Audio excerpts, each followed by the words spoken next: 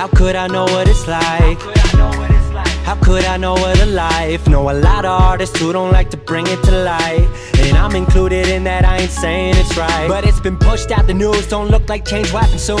Donald Trump is all that they talk about, I'm tired of it too.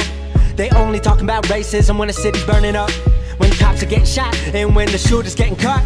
Peaceful protests rarely get a mention. Y'all demanded this could be prevented. Y'all sensationalize the violence just to get a check-in. What's the message? Only getting heard when you draw the weapon. You wonder why these people getting hurt. You ain't learned your lesson. Interview yourselves, god damn it, that might answer questions. Look at how you rep it, what's projected? Fuck you Fox News, y'all won't ever get it. So I gotta step in, white man from the 307, telling y'all I'm fed up with it. When I woke up this morning and the haters were up on me,